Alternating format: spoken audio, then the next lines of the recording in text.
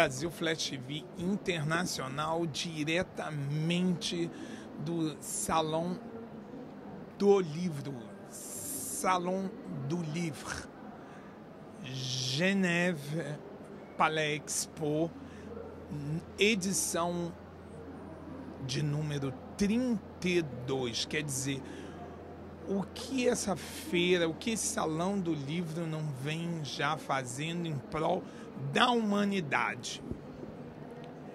Nasceu em Belo Horizonte, no Brasil, vive em Genebra, na Suíça, estudou filosofia e teologia e muito mais. Estamos aqui com ela pessoalmente, estamos aqui com Blenda Bortolini, e que está com seu estande com livros interessantes, com obras que vão do infantil ao não tem idade, porque não existe uma idade marcada para nada na vida.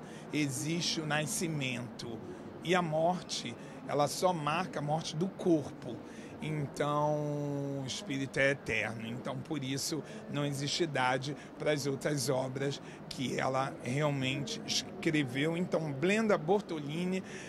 Olá, meu nome é Blenda Bortolini. É um prazer imenso estar aqui com vocês e também dentro do Salão do Livro, Salão Internacional do Livro em Genebra, o segundo maior da Europa, eu acredito. E que vem contribuindo, assim, com o tempo que já faz esse Salão do Livro, essa Feira do Livro, né?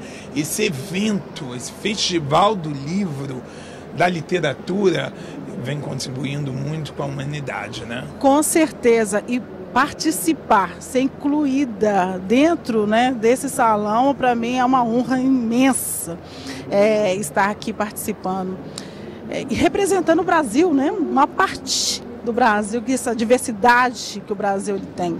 Perfeito. Blenda, fale aí, dá uma resumida do teu início com obras infantis.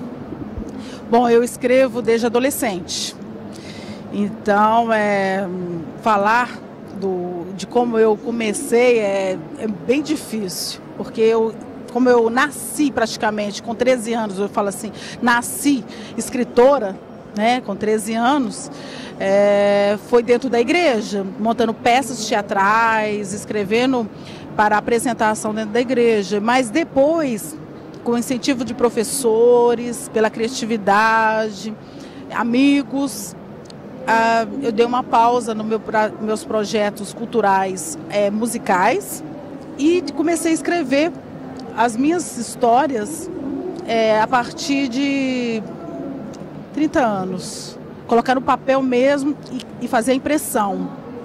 Tem mais ou menos 18 anos, vai fazer 19 anos, que os meus livros são editados e registrados e feitos circular aí no mundo, né? Vamos usar essa expressão porque eu sei que o meu livro tem em cada lugar, porque as pessoas elas compram e viajavam, missionários, levando o livro a vários lugares para contribuir com a nossa língua de herança.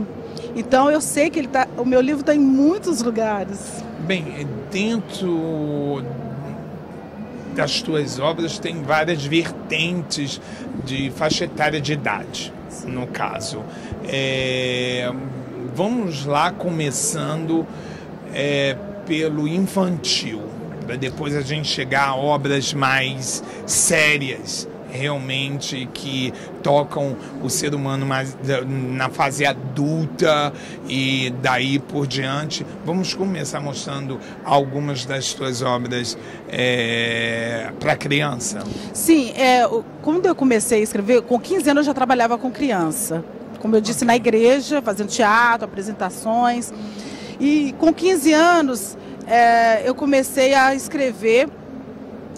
E eu falei assim, eu quero um momento para soltar em livro, porque eu tinha muitos incentivos para isso.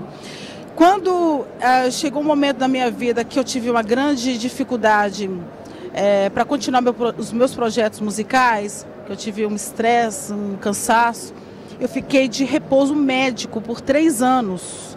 E nesses 3 anos eu sentei e fui fazer aquilo que eu mais gosto de fazer, que é escrever. E aí saíram a Sementinha nasceu, né, um dos meus livros bem queridos, já está na 6ª edição, em 3 idiomas, né? Olhando minha sobrinha, minha prima, e ali eu trabalhei valores, exatamente o que eu estava vendo que estava faltando, né? E eu falei assim, eu vou deixar uma herança. E a minha herança que eu vou contribuir vai ser com esse toque sobre valores. Então, nesse livro da Sementinha, eu trabalho exatamente isso, a humildade. Pega ele, por favor. Sementinha, vários idiomas, e ele é lindo, todo mundo gosta, né? E no dia da inauguração, do lançamento dele, há 18 anos atrás, eu vendi, num anúncio, 400 livros.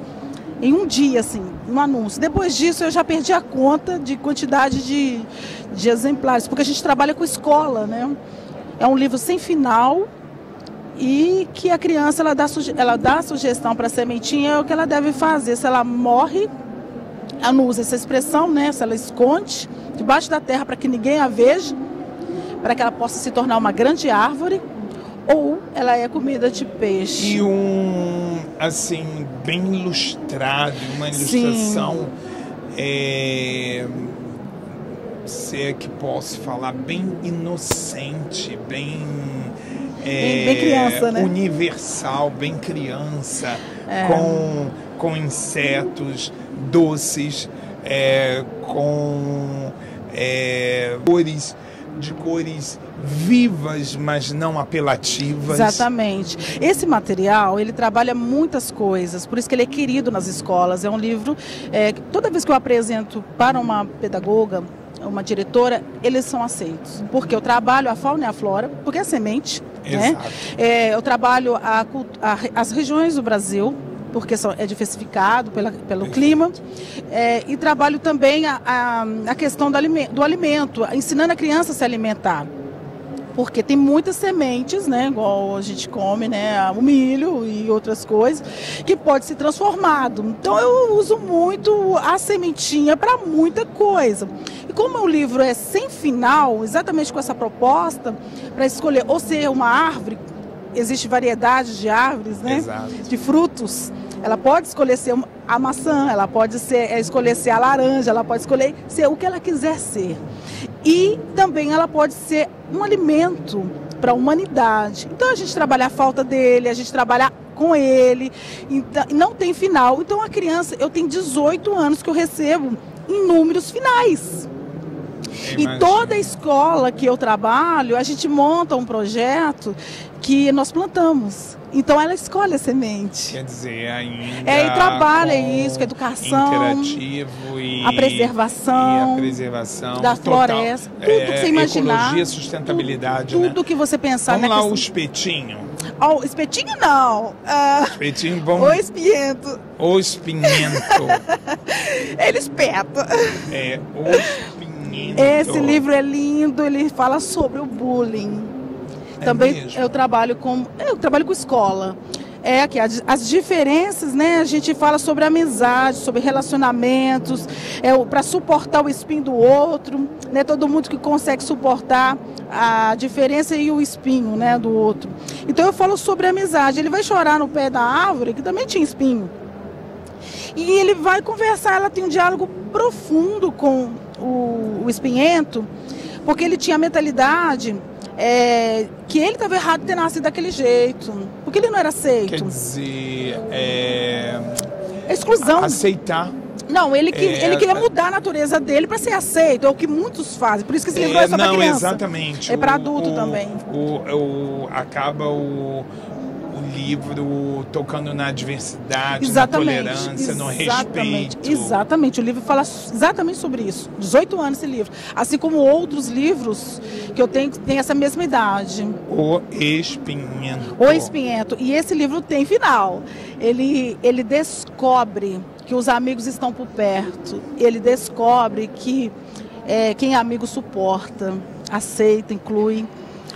Acaba caindo no adulto também. Claro, é um infantil, mas é um infantil que se estende demos uma passagem até que um pouco extensa, né, na literatura infantil, que nem serve só para criança, acaba servindo para os pais também, altamente didática, altamente assim, dentro de uma escola, atingindo vários pontos, principalmente que são seres humanos que não convivem junto, mas convivem junto na escola. Isso aí a gente vai voltar com programas com Blenda Bortolini, para justamente a gente penetrar em cada universo de cada livro, que é muito interessante. E agora vamos, que depois eu vou perguntar para ela o estilo de literatura realmente, porque são várias vertentes dentro de um ser humano de literatura, que ela vai dizer qual que ela se sente, qual é mais Blenda Bortolini, ou são todas elas ou não. Essa eu me senti, mas ela vai dar uma pincelada rápida. Silencioso Desespero, no Divã de Deus. Silencioso Desespero é um conjunto de poesias, para não ficar pesado o livro, porque é um assunto muito atual, que é a depressão. Uhum. Também eu abordo nesse livro tudo que é o sentimento de uma pessoa que passa pela sua alma sufocada, né? O seu grito sufocado, que traz esse desejo de suicídio, né? E esse livro fala sobre isso. Então tem poemas aqui que eu me coloquei no lugar de pessoas. Tem muita coisa aqui que não passei por isso, mas eu falo sobre abusos, eu falo sobre pessoas que viveram essas realidades e eu tentei colocar em poemas. Então, abuso, pedofilia, a pessoa que foi abusada, gente que passou pela separação, pessoas que passaram e viveram um silencioso desespero e não conseguia falar. Isso tem a ver com a imigração, porque muitas vezes a gente não tem com quem falar. Isso cria uma angústia muito grande e ela chora no travesseiro. E cai num vazio. E ela chora no travesseiro. E aí sobra para quem? Para falar com Deus. Então, no Divã de Deus, ela desabafa, ela fala. É lindo e muito profundo, tocante. Sobrevivi ao aborto. É forte? Fortíssimo. A gente vai ter um programa para... É um programa para falar só dele. É um livro de depoimentos. Depoimentos. É um livro de pessoas que passaram pela experiência da perda dos seus filhos, que desejaram, e pessoas que sobreviveram à tentativa do aborto. Perfeito. É o mínimo que eu posso dizer, porque é forte. Agora a gente sabe que tem todos eles maravilhosos, e hoje, principalmente viemos aqui, já nesse objetivo, né, dos salmos modernos, né, que é onde você dá oportunidade para várias pessoas, cada um colocar seu salmo. Explica aí para a gente qual o sistema que usou para criar essa obra e até onde ela vai parar, quantas edições ela vai ter, ou que parece ser infinita, né? Com certeza. É um prazer falar do projeto cultural Salmos Modernos, que o Salmos Modernos é um projeto cultural que leva a nossa herança da nossa fé do Brasil. A maioria dos brasileiros confessa a fé cristã baseada na judaica cristã. E como também cristã, estudando as escrituras, eu entendi que Salmo é um projeto cultural. Ali envolve dança, ali envolve arte, ali envolve compositores. E eu percebi que Salmo é algo inclusivo, porque tinha o Salmo bíblico, ele tinha reis, tinha o libertador do povo, que é Moisés, Salomão, Davi. Tinha, como a Bíblia diz, filhos de Corá, que nem nomes mencionam, pessoas desconhecidas. Então era para grandes, pequenos, médios e para todos. O Salmo é uma inclusão, sem olhar questão social e sem olhar, por exemplo, mesmo estando na Bíblia, que é sagrada, em muitos momentos ali tinham pessoas cometendo gravíssimos erros. Sabe, por exemplo, Davi, na hora que ele pecou, teve Betseba, né, que ele cometeu um assassinato, matando o marido dela, ele escreveu um salmo. Né, ele falou: oh, Deus, perdoa meu pecado. Quer dizer, o salmo é alma transparente, falando com Deus as suas coisas, seus lixos e também suas virtudes, a sua adoração, é tudo ali em salmo bíblico, né? Então o Salmo, Asaf também é um grande compositor dos salmos bíblicos, e o Asaf estava num conflito de identidade. Ele queria saber por que os ímpios prosperam e eu não, eu faço tudo certo. E traduzido em vários idiomas. E o Salmo é um livro, até hoje, um dos mais lidos na Bíblia. Certamente. Porque é um livro poético, um livro da alma, né? Então, que ensina, que corrige, que te põe pra cima, que te conforta. Que te confronta. Confronta. Entendeu? Assim, tem várias coisas dentro do livro, os 150 capítulos do livro de Salmo, que é muito profundo e que a alma e o ser humano continua o mesmo, né? Com as suas crises, com os seus conflitos, com suas composições, com sua música, com a sua dança e com a sua arte. Então, o projeto Salmo é o resgate para essa continuidade de expor para Deus os seus erros, os seus acertos, os seus confrontos, a sua adoração, a sua bondade, a sua fidelidade, a sua santidade.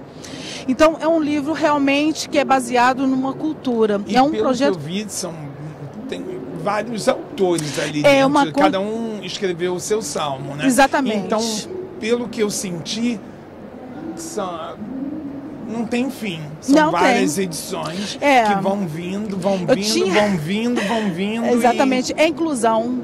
Por exemplo, a poesia vem da alma, ela nasce. E eu falo o seguinte, que a arte é a manifestação do pensamento. Certamente. Então, o meu pensamento, vou usar essa expressão, ela está cheia de Deus.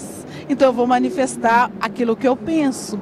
Então eu vou manifestar o meu amor, eu vou manifestar aquilo que eu acredito, eu vou falar a sua vontade.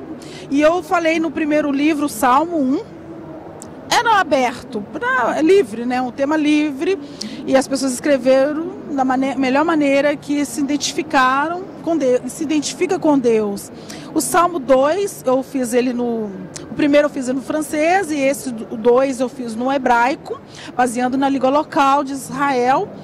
E as pessoas se sentiram motivadas, porque era na língua, né? Esse o Salmos, ele foi editado, terminado, quando exatamente? Olha, eu comecei esse projeto em 2016, né? A Céu do Brasil é 2015, e em 2016 nós lançamos a primeira edição, o primeiro volume da obra, Salmo 1. Com tema livre. O segundo, nós escolhemos um tema, Kadosh, santo, e fomos trabalhando em cima, adorando um tributo de Deus, em poesia. Então, nós escolhemos algo de Deus e o adoramos. O projeto do Salmo é completamente o oposto de tudo que é projeto cultural, artístico. Porque a maioria deles é o homem no centro, né? Nosso é o contrário, é Deus no centro. E eu adoro falar dele, ele chama a atenção, é para ele, por ele. Nós fazemos, ele é nossa inspiração. O projeto Salmo, a inspiração é o divino. Suas maravilhas, o que ele constrói, o que ele fez. Porque nós, escritores e artistas, nós baseamos naquilo que ele fez. Só que nós estamos devolvendo a bola para ele, né? Tipo assim, nós estamos adorando porque ele faz, porque ele já fez e o que ele vai fazer. Então o 3 agora, da bondade, é um outro atributo dele, que a Bíblia diz que só Deus é bom. Aí quando igual a gente vai apresentar no sarau, a essência da bondade, o homem não consegue ter essa essência de ser totalmente bom, porque o homem tem sua natureza má, né? Então, parece que faz parte do equilíbrio. Parece. Vamos mudar, vamos filosofar daqui a pouco. Mas Deus é bom. Ele é bem claro, só Ele é bom. Por quê? Porque até aquilo que a gente pensa que é mal, é bom. Porque é relativo. Porque às vezes o mal é o que você está precisando. Para mal, assim, o que você sente dor, que provoca dor, é que te vai fazer crescer. Vai corrigir. Exatamente, que às vezes é a limitação que você precisa, que às vezes vai te trazer algo que vai te prejudicar lá na frente. Bem, Blenda, como a gente sabe que a moda, várias vertentes, como a gente sabe que na artes plásticas tem o cubismo, tem o surrealismo, tem o abstrato e barroco, rococó, isso. A regra está dentro também da literatura. Hoje, se você tivesse de se autoclassificar como você como escritora, qual seria a tua classificação? O que você escreve? Eu adorei a sua pergunta. Não, às vezes é um pouco profunda. Não, eu amei. Às vezes é difícil. Não. É fácil. Talvez para certos escritores que escrevem de uma forma muito ampla, mas ele sabe no que ele se identifica mais. Lógico. Claro. Então, por favor, para do projeto Salmos, eu digo com bastante ousadia para você. É ousado. Bastante ousadia que nós estamos criando uma nova tendência. Adoração no divino, pelo divino, por ele. A inspiração, o renascimento, né? Vamos renascer a inspiração no divino, em tudo. Na arte, na moda, porque você vai inspirar na tendência. Eu já tenho tudo isso na cabecinha aqui. Quem sabe um dia, né? Lá no futuro, ele fala, poxa, aquela menina lá de Genebra é usada, né? Eu penso que eu sou apenas uma plaquinha de indicação. Olha para cima, vamos rever, porque tudo é novo, o mundo passa, muita coisa passa. Mas quem sabe essa não seja uma nova tendência, né? Falar Deus no centro de novo. Hoje está participando do Salão do Livro de Genebra, da importância da participação tua aqui dentro. Bom, como eu disse, que é o salão que ganha e você que ganha também. Claro, eu vou dizer, eu vou falar uma expressão que eu gosto de usar muito. Nem nos meus overdoses de sonhos eu imaginei estar num salão como esse. Talvez para algumas pessoas que não conseguem imaginar a importância de um evento desse, literário, que soma na cultura, soma na educação, soma a importância que aqui praticamente todas as nações estão aqui. É bem internacional. E você, tão limitado, tão pequeno, vamos usar essa expressão, tão pequenininho, uma sementinha, né? Está junto. Eu faço parte porque nós fazemos parte, o Brasil faz parte porque nós estamos aqui. Nós estamos aqui dentro de um salão falando sobre cultura. Cultura, não existe cultura melhor ou pior. Existe cultura. Qual a importância da alfabetização para você, para a gente chegar até as suas obras e compreendê-la de verdade, em que a gente, o mundo todo, principalmente o Brasil, passando, parece, pela pior crise da educação? Bom, a educação ela é extremamente importante para a vida de um indivíduo, né? Isso aí é um fato. Agora, como essa educação ela é apresentada por uma criança, né? Porque o pessoal joga a responsabilidade para a escola. E a educação de verdade, ela começa dentro de casa. Porque nós somos uma soma, né? Do pai, da mãe, do convívio, da sociedade, até chegar na escola para passar matérias. Conhecimento, Mas educação, eu vou aprender com exemplo, vou aprender com o outro, vou aprender no convívio que eu vivo. Então, eu toco naquela educação, mudar o mundo através de uma caneta.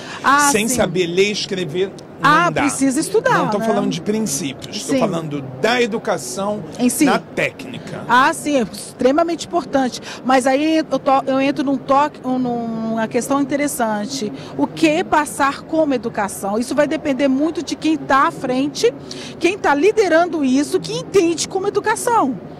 Porque eu vou entender que educação não é só conhecimento. Não, exatamente. Então, no meu material, por isso que é importante essa diversidade, porque eu vou pegar um pouquinho do diferente e vou montar um ser humano. Isso eu estou educando ele para o mundo. Porque o ser humano, você não pode fazer um ser humano tendencioso, você tem que fazer um ser humano aberto para entender exatamente as diferenças no mundo. Principalmente num país como nós estamos infiltrados, inseridos, que é a Suíça, que trabalha com inúmeras nacionalidades. Então, a gente entende, eu entendo, que a educação deles aqui tem uma base, né? Aquilo que ele entende como educação, eu vou ensinar o respeito, tudo, mas tem algo mais, que o técnico, ele vai passar. Do técnico que hoje lá mas o Brasil, agora eu vejo no Brasil, primária aí eu entro na outra questão precária. Já entra a questão econômica, a educação versus economia. Não. Aí já entra outra questão, por exemplo... Se bem que não justifica. Não justifica. Jamais. Eu acho Conheço países muito pobres e tem a base de educação técnica enorme. Eu acho que investir no ser humano, na educação, é investir num futuro. Certamente. Então, se não investe na educação, se um país... Eu não digo só o Brasil, mas todos. Se o país não pensa em educar suas crianças, ele é um país que não vai ter história. Não vai ter futuro. Não vai ter futuro. História, não vai ter futuro. Não, história que passou, né? Não vai ter futuro. Então, a importância de alfabetizar uma criança senão ela nunca vai estar incluída no mundo. O mundo é competitivo, né? Ela nunca vai estar pronta o suficiente para que do outro que teve um preparo. Agora, eu vejo que o Brasil, eu não estou fora do país há 10 anos. Eu tentei dar aulas numa escola pública. Tentei. Por que eu digo tentei? Porque quando eu vi que não tinha giz, né? Que não tinha máquina para tirar um xerox, eu desisti. Eu sendo sincera, eu desisti. Porque eu não acho, ganhando tão pouquinho como eu ganhava, eu ainda ter que comprar material para dar aula, que muitos professores fazem, por amor à sua profissão. Brenda, muito obrigado. Nada, eu que te agradeço por existir. Porque é muito bom estar aqui com você. Ter deixado um pouquinho esse legado aqui para a gente, para o mundo inteiro. Isso é um legado, você... talvez nem alcance o que você está colaborando para a humanidade. Primeiramente, agradecer a Deus por Ele ser fiel na minha vida, por Ele ser bom comigo. Eu sei que eu não mereço tanto, né? Tanto a bondade, tanta generosidade de Deus na minha vida. E eu só quero cumprir o meu propósito, cumprir aquilo que Ele determinou na minha vida. Trazer uma semente de esperança para quem precisa, trazer um pouquinho de paz para quem precisa. E se eu conseguir isso, eu sou a melhor pessoa, mais feliz do mundo.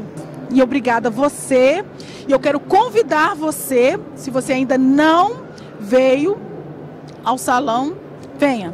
Vai ser muito bom conhecer você e curtir um pouquinho, né, o Salão do Livro 2019. Salão do Livro 2019. Brenda Bortolini, Worldwide for You, na Brasil Flash TV.